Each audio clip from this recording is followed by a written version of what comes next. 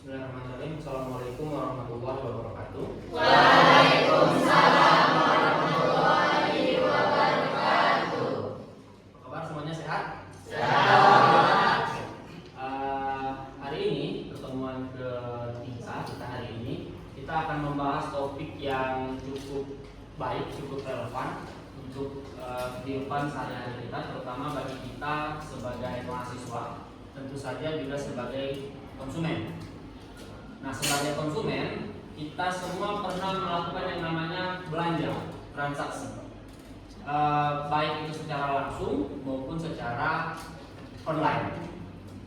Mata kuliah kita hari ini atau materi kita hari ini, kita belajar menggunakan satu metode yang namanya pembelajaran berdasarkan kasus. Jadi kita akan mempelajari satu kasus, yang mana kasus itu akan kita analisis. Yang gunanya adalah kita bisa memperdalam atau menganalisis sebuah kasus yang nyata untuk bisa memahami bagaimana penerapan hak dan kewajiban konsumen, baik itu secara praktis maupun secara teoritis. Nah, melalui analisis kasus ini kita akan diharapkan bisa memahami sesuatu yang terkait dengan perlindungan konsumen secara lebih mendalam, karena kita dapat melihat langsung penerapan teori dalam situasi yang nyata. Nah, itu harapan kita. Kenapa kita belajar menggunakan pendekatan atau case-based learning. Capaian pembelajaran kita hari ini adalah diharapkan teman-teman semuanya setelah mempelajari ini bisa mengetahui dan melakukan analisis terhadap apa yang dimaksud dengan hak-hak dan kewajiban konsumen. Jadi pembelajaran kita hari ini memiliki capaian pembelajaran berupa harapan supaya teman-teman mahasiswa semuanya memiliki pemahaman serta analisa yang tajam tentang hak-hak dan kewajiban konsumen. Siap semuanya? Siap. Oke, berkaitan dengan ini, saya di grup sudah saya bagikan tentang kelompok kita untuk hari ini, diskusi hari ini. Kita terbagi menjadi 5 kelompok, yang mana kelompok-kelompok ini akan menganalisis kasus secara bergantian. Kasusnya apa? Pertanyaannya kan kasusnya apa sekarang? Kasus yang akan kita bahas tentang transaksi online. Sebelum kita masuk ke pembagian, sebelum kita masuk ke kelompok dan analisa kelompok, sekarang kita akan baca atau akan kita pahami dulu kasus yang akan kita pelajari. Ada yang mau menjadi sukarelawan baca kasusnya? Katakan. Baca kasusnya. Siapa namanya? Rela, silakan Rela. Anton, seorang mahasiswa tingkat akhir, membeli laptop gaming melalui marketplace toko dagang. Ia melakukan pembelian ini setelah melakukan berbagai pengecekan, termasuk review toko dan spesifikasi produk. Namun setelah barang diterima, dia menemukan bahwa spesifikasi laptop yang diterima tidak sesuai dengan yang diiklankan. Coba perhatikan kronologi kasusnya. Anton melakukan langkah-langkah yang cukup hati-hati sebelum membeli. Ia mengecek review toko yang memiliki rating 4,8/5, bertanya tentang garansi, bahkan meminta video unboxing yang dikirimkan penjual. Setelah yakin, ia melakukan pembayaran sebesar 15 juta. Masalah muncul ketika laptop diterima. Ternyata spesifikasinya jauh berbeda dari yang dijanjikan. Prosesor yang seharusnya Intel Core i7 Gen 12 ternyata adalah Core 5 Gen 11. RAM yang dijanjikan 15 GB DDR5 ternyata hanya RAM 8 DDR4. Begitu juga dengan komponen lainnya yang tidak sesuai. Oke, itu kasusnya. Paham semua teman-teman ya? Kasusnya yang kita analisis hari ini adalah tentang pembelian laptop di toko online. Berkaitan dengan kasus ini, kita telah membagi kelompok menjadi 5 kelompok. Apa saja tugas kelompok itu? Slide selanjutnya, ini pembagian tugas kelompoknya. Jadi kelompok pertama tugasnya fokus pada analisis hak konsumen yang dilanggar. Tugasnya adalah mengidentifikasi setiap hak yang tercantum dalam Undang-Undang Perlindungan Konsumen dan kaitkan dengan kasus Anton. Kemudian untuk kelompok 2 tugasnya adalah menganalisis kewajiban pelaku usaha, kemudian ditelusuri setiap kewajiban yang seharusnya dipenuhi oleh penjual laptop tersebut. Yang kelompok 3, dia akan fokus meneliti tanggung jawab platform marketplace, bagaimana peran dan tanggung jawab toko dagang dalam kasus ini. Dan yang kelompok 4 akan berfokus pada upaya hukum yang dapat ditempuh serta menganalisis berbagai jalur penyelesaian sengketa yang tersedia. Dan yang terakhir untuk kelompok 5 itu tugasnya adalah mengkaji aspek pencegahan dan mitigasi serta bagaimana seharusnya konsumen melindungi dirinya dalam transaksi online. Kira-kira itu tugas hari ini. Nah, untuk menjawab itu, kelompok sudah kita bagikan. Kita akan mulai diskusi ini, diskusi kelompok ini. Saya akan mulai berurutan dari kelompok 1 karena kasusnya sudah saya berikan dari tadi malam. Tentu saya harapkan bahwa kalian sudah melakukan analisis awal sehingga punya gambaran dasar awal bagaimana kasus ini bisa diselesaikan. Saya mungkin akan dari kelompok 1, kemudian berlanjut ke kelompok 2, kelompok 3, kelompok 4, dan kelompok 5. Paham? Paham. Sudah paham? Kita akan mulai. Saya kira kita akan mulai dari kelompok 1 terlebih dahulu untuk melakukan presentasi. Boleh untuk kelompok 1 dimulai presentasinya? Oke? Kelompok 1, siapa yang mau melakukan presentasi? Perwakilan aja. Melvi, silakan. Sweety, silakan. Sorry. Saya nggak terlalu hafal nama kalian. Kalau wajahnya hafal semua. Assalamualaikum warahmatullahi wabarakatuh. Waalaikumsalam warahmatullahi wabarakatuh. Kami dari kelompok saya, perwakilan dari kelompok 1 akan menyampaikan hasil analisis dari kasus yang telah Bapak kirim pada tadi malam. Yang pertama itu adalah hak atas informasi yang benar. Anto tidak mendapatkan informasi yang benar tentang spesifikasi dari laptopnya seperti prosesor, RAM, VGA-nya semuanya palsu. Yang kedua, hak untuk diperlakukan secara benar. Anto telah komplain, namun penjual tidak merespon dengan baik. Yang ketiga, hak untuk mendapatkan ganti rugi. Penjual menolak untuk mengganti rugi kerugian yang telah dialami Anto. Yang keempat, Oke, lanjut. Silakan. Pasalnya pasal berapa yang dilanggar? pasal yang dilanggar itu pasal 4 UU Perlindungan Konsumen. Kami merekomendasikan Anto harus mendapatkan kompensasi senilai 5 juta sebagai selisih spesifikasi marketplace yang harus memberikan sanksi tegas pada penjual. Sistem verifikasi spesifikasi produk harus diperketat dan dipresentasi kami. Kami membuka sesi tanya jawab. Oke, ini close dulu untuk kelompok 1. Cukup komprehensif pembahasan dari kelompok 1 mengenai hak konsumen yang dilanggar. Selanjutnya mungkin kita akan beralih sebelum masuk ke sesi tanya jawab, kita akan masuk ke presentasi dari kelompok 2. Saya harap kelompok 2 juga sudah menyiapkan hasil analisis kasusnya. Silakan kelompok 2, siapa yang mau melakukan presentasi? Oke. Assalamualaikum warahmatullahi wabarakatuh. Waalaikumsalam warahmatullahi wabarakatuh. Saya perwakilan dari kelompok 2 akan mencoba menganalisis tentang kasus yang diberikan Bapak oleh Malam Tadi. Dalam kasus ini, penjual telah melanggar beberapa kewajiban dasar. Yang pertama, kewajiban memberikan informasi yang benar dan jujur. Penjual dengan sengaja mencantumkan spesifikasi palsu untuk menarik pembeli. Yang kedua, kewajiban melayani konsumen dengan benar. Penjual mengabaikan hak komplain konsumen dan tidak memberikan solusi yang baik. Yang ketiga, kewajiban memberikan kompensasi atas kerugian. Penjual menolak memberikan ganti rugi dengan alasan yang tidak valid.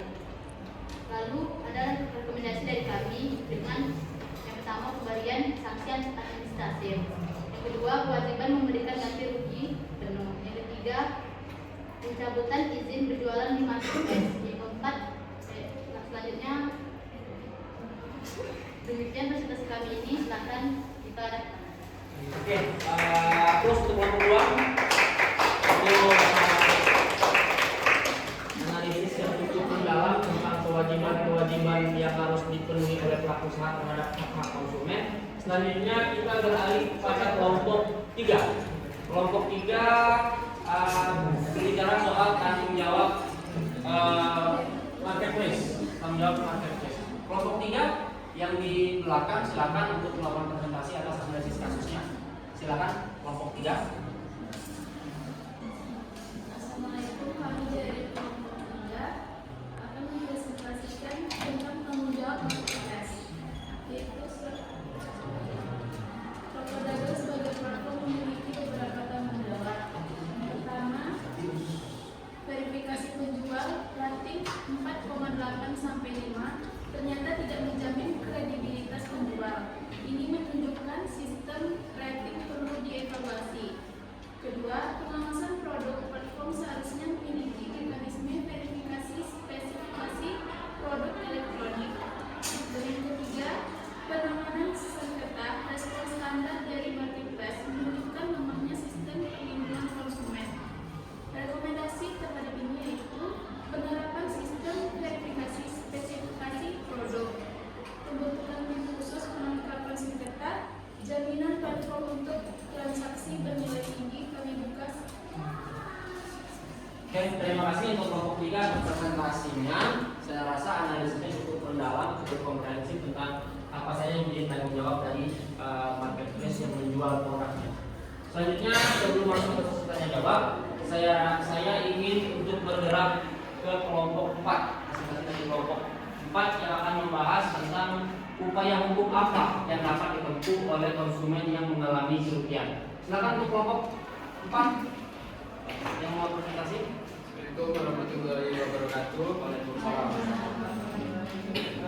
Jadi kasus transaksi angkutan tentang jual beli online ini, kami dari kelompok 4 akan memaparkan sebuah upaya hukum yang dapat ditempuh dan penyelesaian sengketa yang tersedia. Berdasarkan analisis kami, terdapat beberapa jalur hukum yang dapat ditempuh dari kasus ini. Pertama, penyelesaian melalui Badan Penyelesaian Sengketa Konsumen atau lebih disingkat dengan BPSK. Anton dapat mengajukan pengaduan tertulis ke BPSK. Proses lebih cepat dan murah dibanding ke pengadilan. Putusan bersifat final dan mengikat. Nah, yang kedua, melalui gugatan perdata. Dasar gugatan, wan prestasi, dan perbuatan melawan hukum dapat menuntut ganti rugi material dan imaterial. Proses melalui pengadilan negeri. Yang ketiga, upaya yang dapat dilakukan adalah melalui pelaporan pidana. Unsur penipuan dalam Pasal 378 KUHP pelanggaran UU ITE terkait informasi menyesatkan dapat dilaporkan ke polisi atau sentra laporan polisi virtual. Rekomendasi kami, tahap pertama itu ada pengaduan ke BPSK, tahap kedua gugatan perdata jika diperlukan, dan tahap ketiga pelaporan pidana sebagai upaya terakhir. Mungkin itu saja yang dapat kami paparkan dari kelompok 4. Silakan jika ada pertanyaan. Silakan dulu. Selanjutnya terakhir kita akan bicara soal aspek pencegahan dan mitigasi. Itu analisisnya dilakukan oleh kelompok 5. Silakan untuk kelompok 5 untuk melakukan presentasi untuk mengkaji aspek pencegahan dan mitigasi. Silakan kelompok 5. Assalamualaikum warahmatullahi wabarakatuh. Bila kami dari kelompok 5 akan memaparkan analisis pencegahan dan mitigasi risiko dalam transaksi online. Beberapa refleks yang seharusnya diwaspadai yaitu pertama terkait harga. Harga terlalu murah dibanding pasar, diskon yang tidak masuk akal, urgensi pembelian atau limited takeover. Yang kedua yaitu terkait penjual. Review yang mencurigakan, akun baru dengan rating tinggi, respon yang tidak profesional, langkah preventif yang direkomendasikan. Verifikasi spesifikasi dengan website resmi, screenshot sesuai percakapan dengan penjual, rekam video unboxing saat barang diterima. Gunakan escrow atau rekening bersama, pilih COD untuk barang bernilai tinggi. Demikian presentasi kami, silakan untuk diskusi.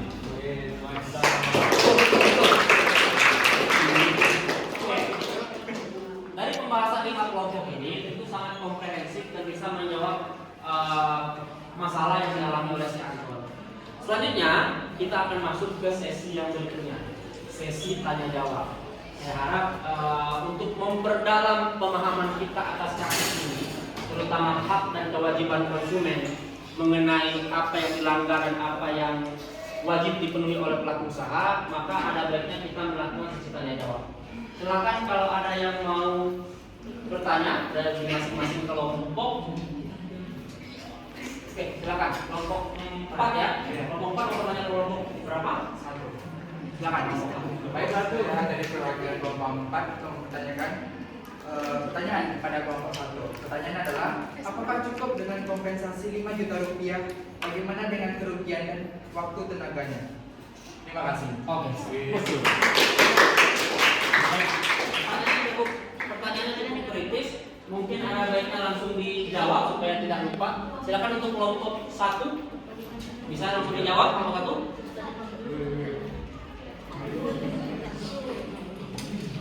1. Silakan kelompok 1 untuk langsung dijawab pertanyaan dari kelompok 4. Ya, silakan. Terima kasih atas pertanyaannya. Kami mengusulkan Teman-teman, selama forum diskusi diharapkan untuk tenang supaya ada fokus yang bisa kita pertahankan. Silakan. terima kasih atas pertanyaannya. Kami mengusulkan 5 juta sebagai kompensasi minimal untuk kerugian imaterial bisa ditambahkan sesuai perhitungan yang wajar. Misalnya biaya transportasi untuk mengurus komplain dan kompensasi waktu yang terbuang. Oke, betul. Jawabannya cukup bagus, dia memperhatikan tidak hanya faktor kerugian material tapi juga faktor kerugian imaterialnya juga. Selanjutnya mungkin ada pertanyaan yang ingin disampaikan lagi oleh kelompok yang lain. Silakan. Ya, kelompok 3, silakan kelompok 3 mau bertanya untuk kelompok berapa? Assalamualaikum warahmatullahi wabarakatuh. Saya mewakilkan kelompok 3 ingin bertanya ke kelompok 2. Silakan. Untuk kelompok 2, bagaimana mekanisme pencabutan izin berjualan yang Anda usulkan tadi? Oh, terima kasih atas pertanyaannya. Kelompok 2 boleh langsung dijawab. Silakan. Terima kasih pertanyaannya dari kelompok 3. Saya perwakilan kelompok 2 akan menjawab pertanyaan dari kelompok 3. Kami mengusulkan sistem dan strip gas, peringatan pertama untuk edukasi, peringatan kedua disertai suspend atau sementara, dan strip ketiga berupa pencabutan izin permanen. Kasus Anton ini sudah masuk kategori strip ketiga karena melibatkan penipuan dan kerugian material yang signifikan. Oke, terima kasih jawabannya. Terima kasih. Oke, saya buka 2 pertanyaan lagi. Mungkin siapa yang mau bertanya di kelompok berapa? Kelompok 1, mungkin silakan. Mau bertanya untuk kelompok berapa? Untuk kelompok 5. Kelompok 5, oke. Silakan. Terima kami dari kelompok 1 akan bertanya kepada kelompok 5. Bukankah video unboxing sudah dilakukan penjual? Mengapa masih perlu konsumen yang melakukan yang merekam? Baik, silakan. Kelompok 5 langsung dijawab. Baiklah, saya perwakilan dari kelompok 5 akan menjawab pertanyaan dari kelompok 1. Video dari penjual dan video unboxing konsumen memiliki fungsi berbeda. Video penjual untuk konfirmasi kondisi awal, video konsumen sebagai bukti kondisi saat diterima. Kedua video bisa dibandingkan jika terjadi sengketa. Oke, terima kasih. Terima jawabannya. Saya senang karena dari diskusi yang berjalan, saya kira pemahamannya cukup mendalam, analisisnya cukup kritis. Mungkin akan saya tambah satu lagi. Siapa lagi? Silakan kelompok 2. Saya perwakilan dari kelompok 2 ingin bertanya kepada kelompok 4. Bagaimana jika penjualnya hilang? Apakah upaya hukum masih efektif? Baik, silakan. Terima kasih. Silakan kelompok 4 menjawab. Silakan. Saya dari kelompok 4 akan menjawab pertanyaan dari kelompok 2. Dalam kasus penjual hilang, marketplace kita dapat dimintai pertanggungjawaban karena marketplace memiliki data lengkap penjual, ada kewajiban verifikasi penjual, marketplace mendapat keuntungan dari transaksi. Oke, luar biasa.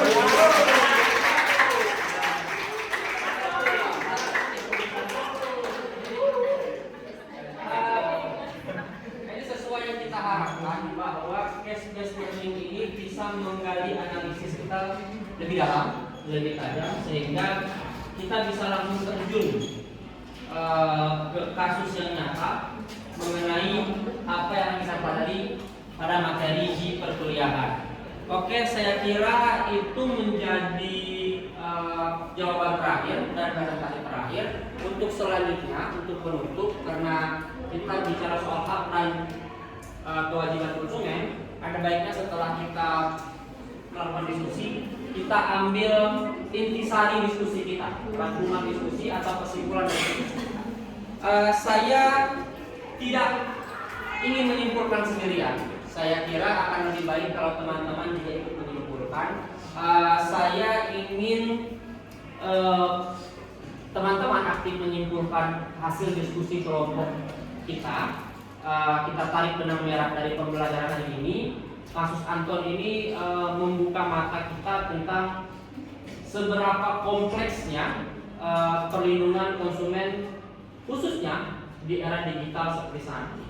Saya kira saya akan melempar atau ada yang sukarela ingin menyimpulkan untuk beberapa aspek. Mungkin dari aspek pertama terlebih dahulu, siapa yang mau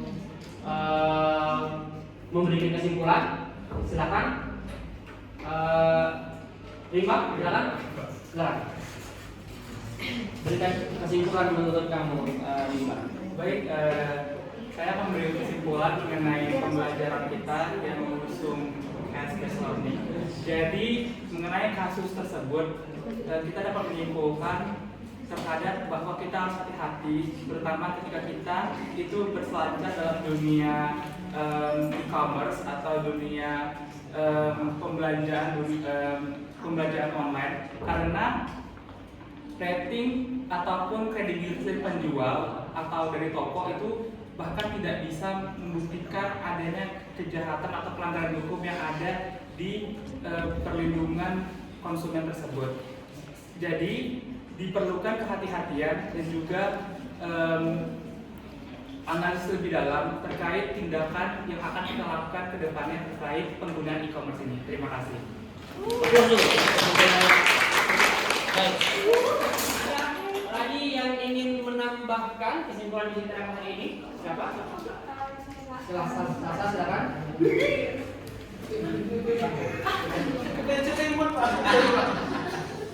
Untuk aspek kedua, kita melihat adanya tantangan baru dalam penegakan hak konsumen di marketplace. Platform digital yang seharusnya menjadi penengah dan penjamin keamanan transaksi ternyata masih memiliki celah yang dapat dimanfaatkan oleh penjual yang tidak bertanggung jawab. Sistem rating dan review yang seharusnya menjadi panduan ternyata dapat dimanipulasi. Ini menunjukkan perlunya pembaruan regulasi yang mengatur tanggung jawab platform digital. Oke. Terima kasih oleh salah satu teman kita. Ada yang mau menambahkan lagi?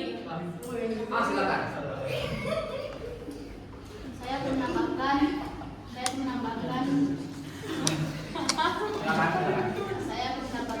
aspek ketiga, yaitu dari sisi konsumen kita belajar bahwa kehati-hatian konvensional saja tidak cukup. Anton sudah melakukan langkah-langkah yang umumnya dianggap aman, yaitu mereview, meminta video unboxing dan komunikasi dengan penjual. Namun ternyata diperlukan langkah-langkah tambahan seperti yang difaktanya pada kelompok 5. Oke, silakan. Terima kasih. Mungkin ada tambahan kesimpulan topik yang bagian pencegahan atau penyelesaian sengketanya. Silakan. Mungkin kesimpulan dari saya yang tidak kalah pentingnya itu adalah upaya pencegahan dari kasus transaksi online yang dilakukan oleh Anton. Diskusi hari ini menunjukkan bahwa pencegahan tidak hanya soal kehati-hatian dalam bertransaksi, tetapi juga pemahaman komprehensif tentang produk yang akan dibeli, dokumentasi yang baik, dan kesadaran akan hak-hak konsumen. Ini menegaskan pentingnya edukasi konsumen sebagai garis depan perlindungan konsumen. Oke, terima kasih. Luar biasa. Tentunya yang paling aktif hari ini kelompok 4 seperti ini. Ini bukan judgement, tapi ini anggaplah sebagai motivasi untuk pertemuan-pertemuan selanjutnya kelompok-kelompok lain atau mahasiswa teman-teman yang lainnya agar lebih semangat, lebih aktif supaya hidup suasana kelas kita. Oke, sekian untuk pertemuan atau diskusi kita hari ini. Untuk evaluasi pembelajaran atau untuk memperdalam pemahaman kita terkait hak-hak konsumen ini, ada tugas yang akan saya berikan. Tugasnya adalah tolong teman-teman sekalian, saya kira per kelompok lah biar lebih gampang. Teman-teman per kelompok sekalian, masing-masing kelompok untuk cari kasus-kasus yang menunjukkan kompleksitas baru, kasus-kasus serupa yang menunjukkan kompleksitas baru dalam perlindungan konsumen. Kemudian lakukan analisis tidak hanya dari sisi hukum, tapi juga lebih baik juga melakukan analisis dari aspek teknologi, kemudian sosial, ekonomi, dan apapun aspek yang bisa mempengaruhi hak-hak atau perlindungan konsumen. Paham ya? Itu tugas yang harus dikerjakan. Kemudian tugasnya nanti kita akan diskusikan kembali di pertemuan kita selanjutnya di minggu keempat atau minggu yang akan datang. Sebelum kita akhiri perkuliahan kita hari ini, kita ada baiknya mengucapkan hamdalah.